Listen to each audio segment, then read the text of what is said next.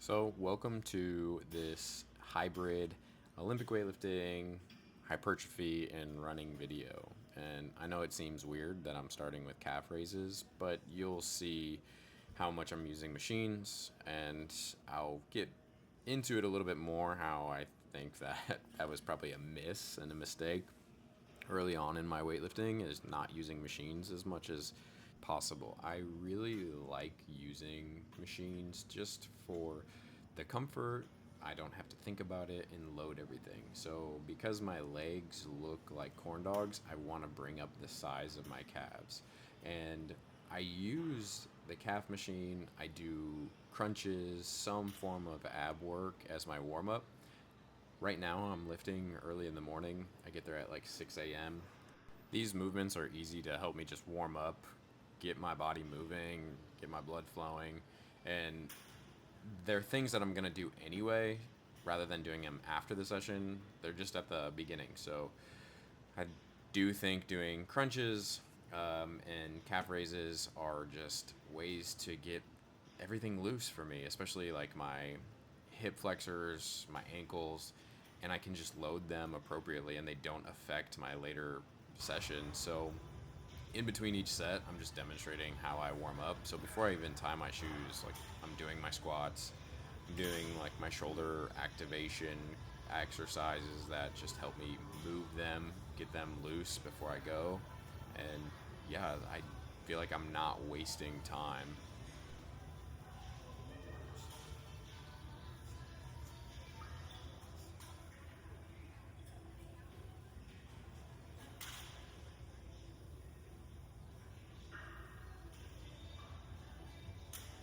So if you feel like, you know, during your warm ups, if you're trying to just move your body, you can do them in between the sets of working exercises that you're already planning on doing. And I really enjoy this right now. It's just easy to wake up to and get moving.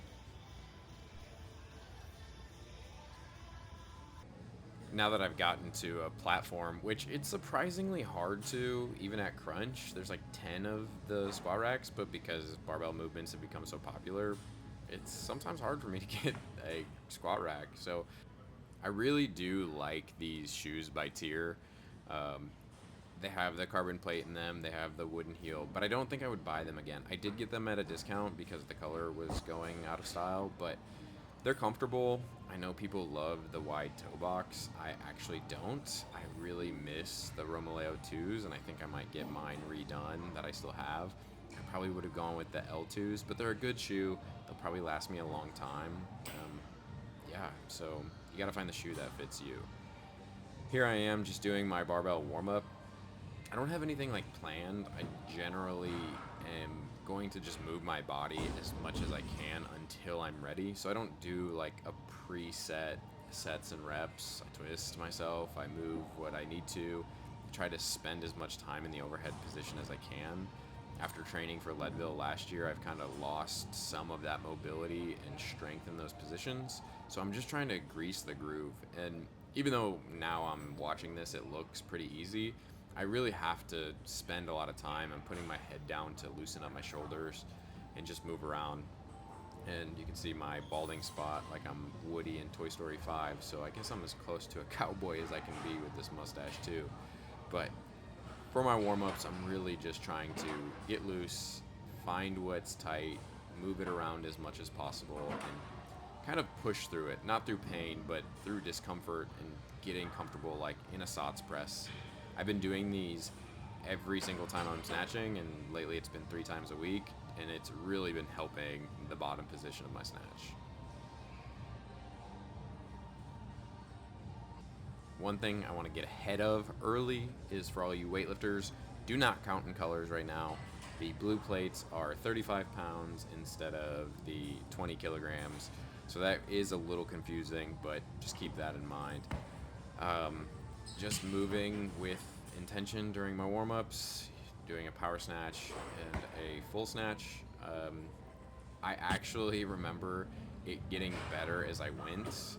I wasn't feeling all too great because this was a Thursday session, so I had already done 3 workouts in the week and running as well. So Yeah, I'm just trying to move my body with light weight.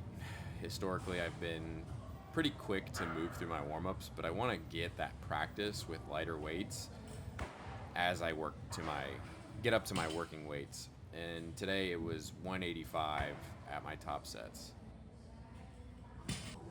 Since starting running, I really feel snatches like in my hamstrings.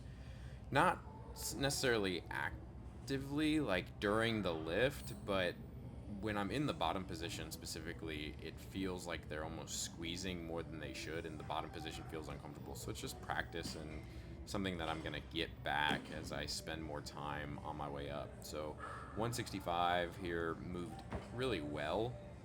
As you can see, I'm getting my positions better and the weight's like pushing me down. But because I'm doing doubles at my top sets, I'm just doing doubles all the way up and going by feel. If I needed another one here, I probably would have taken it, but I felt good. Still figuring out my camera angles, but I missed my first one, and it didn't even feel like a strength thing. It felt like the positioning thing, and I know it's because I just jumped back. And I fixed it on this one because I really just tried to extend more at the top, and then it fell into place.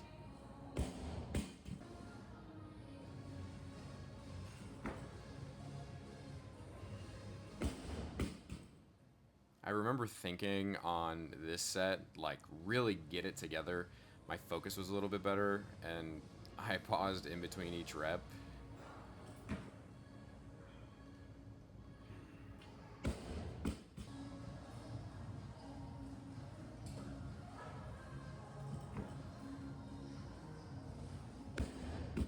One thing I have noticed with spending more time bench pressing is that my overhead position is a little bit more comfortable if I'm thinking about it. I can press much easier, and I'll do that in a future video where I show like an upper body day. But that was another mistake I made, was just not doing enough upper body pressing movements. I just really enjoy that right now, having that strength. And you can see that I fail again, and I was having like some auto regulation in this session where it was like 4 to 5 sets. So because I missed that one, I just called it, and this is my last single, which was a really good one. I felt good. It felt solid to end here. With clean and jerks, I do a similar warm up style. Like, I don't have to go as light with the bar, and I actually don't really like it, especially with the overhead position and the front rack, because the bar just doesn't push me down as much. But I just go through what feels good. So I did a press because I really wanted to prime, especially since I was having some overhead issues there. So the press was just like a really good movement to get everything going overhead, and then just getting the jerk to feel better. At the Eleiko certification I just did the weekend before, I got coaching to get my knee down a little bit more, and that was something that I was really thinking about during this session, is getting that back knee a little more bent. Also, as you can see, I wear my belt under my shirt, so on all of my clean and jerks and my squats today, I am wearing a belt. I just like it under, and the two-pood belt just is so much more form-fitting than, and it doesn't pinch me like a leather belt has in the past, but I just don't like the way it like grips onto my shirt in the front rack position, and sometimes it just feels like it's pulling my neck down. So I just wear it under, and it's been the way I do it. And the only price I have to pay with that is the smell. Here are my working weights. I think I do 5 in this session, 5 singles. The clean and jerk, I feel like it doesn't need as much like technical priming as the snatch, and the snatch was the bigger part of my session. So 5 singles here. Jerks were feeling really good. Obviously the cleans are way light. You can see that I'm just moving through them super easy, and that's just because my clean has always been the best lift. My legs have always been the strongest, so I can breeze through those, but the jerks were just clicking today.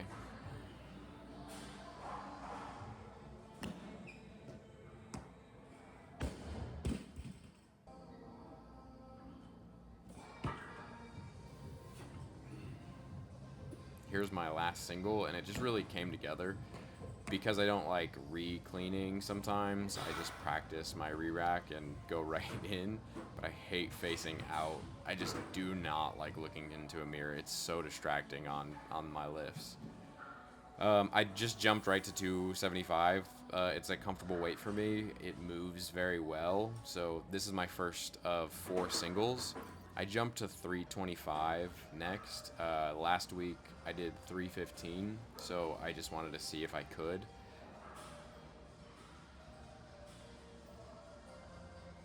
Here's my super secret technique to get under the bar for front squats. I don't know why. I just like setting my feet and swinging under it. I know it looks goofy, but it gets me into the right spot each time. And I don't know why I do that foot flick. I had to grind through this, but you can see that I shoot my hips back under me. In the past, my upper back collapsing has always been an issue, but thinking about bringing my hips through under the bar is how I save it, and it gets my legs back under me. And then I finished with 2 more singles at 275 because that 325 just almost buried me, and I would rather get more output with lighter weight. I still like moving explosively, and it's something that I've lost with endurance training. So doing broad jumps for distance has really been helping again. I'd like mixing up my jumps, doing it from different positions, but the triple broad jump is just something that I can absorb force and be springy again.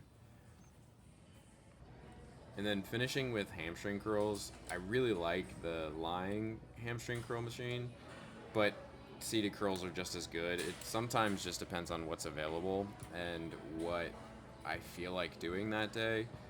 But I definitely think hamstrings are underrated on in Olympic lifting programs, and we can't always just do RDLs to hit from the top down. Like, we need the bottom up. The hamstring is a biarticulate muscle, so that means some of those fibers go from the hip over the knee joint, and if we're not training the knee position, it's something that we're missing out on.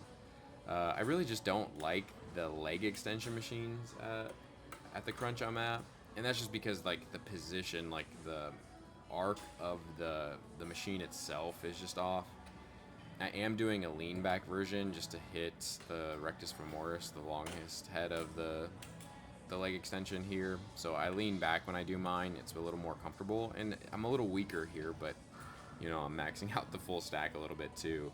But leg extensions are good, similar to the lying leg curl. Like, if we're always just squatting, we're missing out on some of those fibers in the front or the bottom of the quad, right above the knee.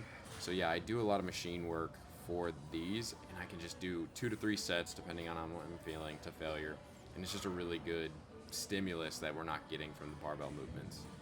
And then I finished with 6 miles easy. I'm watching Peaky Blinders just to pass the time. It's nothing crazy. I had a little bit of a fast finish here, but that's my training day.